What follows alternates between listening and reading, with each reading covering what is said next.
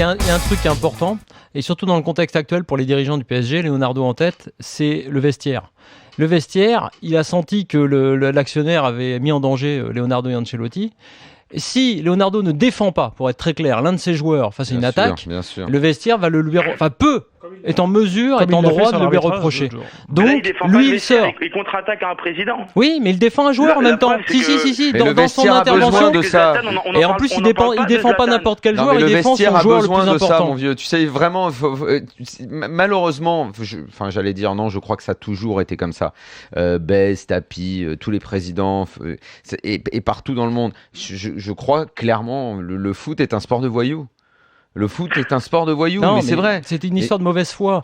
Oui, c'est une histoire de foi. Vas-y, détaille un peu là. Il n'y a pas de bonne manière. C'est pas un sport où il y a des bonnes manières. Je sais pas s'il y en a ou je sais pas s'il y a des sports avec des bonnes manières. Mais vu que nous on parle du foot et que c'est une émission de foot ici, on connaît l'histoire de ce sport. Flo, c'est un sport de voyous. Moi je dis différent. Tu as connu des dirigeants totalement élégants. Ça se compte sur les doigts d'une main. Je dis différent. Je dis c'est un problème.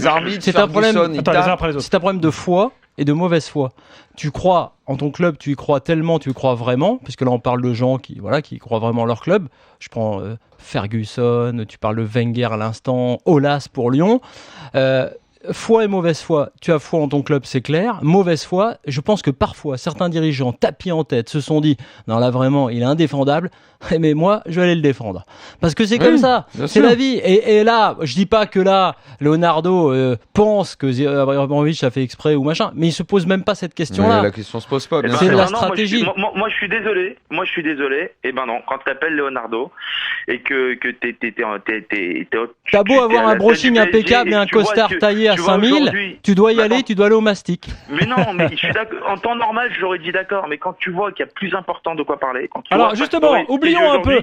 Alors ce que dit Pastore, Samuel, reste avec nous parce que je vais juste rappeler ce qu'a dit Pastore aujourd'hui. Enfin, il a donné une interview à un journal italien. Comment tu prononces, Daniel?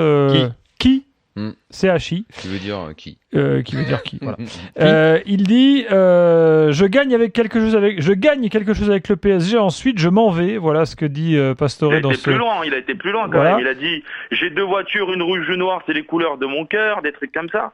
Bon, ok, c'est petit, on s'arrête pas. Ça parle aux supporters, ça. T'as été acheté 42 millions. Attention, il a démenti derrière en disant ouais, ça a été mal interprété tout ça. Il a fait ça sur son compte Twitter. Mais bon, c'est pas la première fois. L'année dernière, à la même époque, avant le mercato hivernal, il avait fait une connerie pareille. Il avait dit Paris, c'était un tremplin pour aller dans un plus grand club.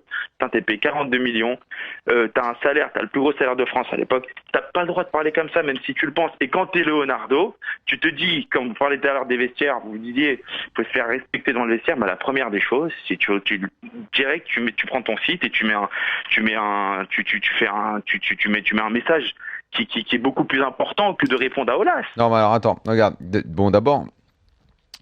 On fait un peu l'historique de cette affaire Pastore. Précisons que c'est la propriété du groupe Mondadori. Je suis assez d'accord avec toi. Qui appartient à Berlusconi. Je pense que pour le bien de l'institution et du club, je pense que ça ne doit pas passer inaperçu. Ce qu'il a fait ne se fait pas. Et même si... forcément, il y a toujours... les interviews peuvent être un peu déformées, exagérées. Ok, mais il n'empêche qu'il en est ressorti quelque chose et que donc il n'a pas maîtrisé ce qu'il disait et que donc ça reste quelque chose de grave et qu'à ce titre il doit être rappelé à l'ordre, recadré, sanctionné, je ne sais pas, on va voir ce qu'ils vont faire en interne. Après, juste pour la petite histoire, ça appartient au groupe de Berlusconi, Mondadori, c'est un journal qui a rien à voir avec le foot, c'est un truc genre...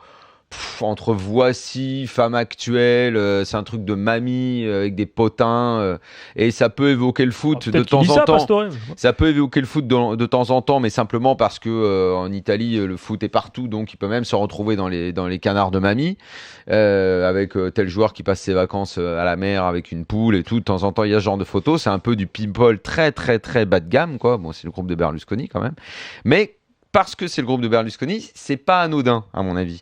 Parce que, comme il dit qu'il adore Milan et qu'il aimerait bien jouer à Milan, tiens, comme par hasard, il le dit même dans un canard à la con, mais dans un canard qui appartient à Berlusconi.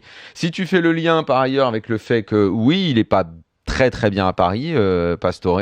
Il le cache de moins en moins. Il a des soucis ici. Il est pas méga heureux. Ça se voyait à un moment sur le terrain, ça se voit un peu moins maintenant.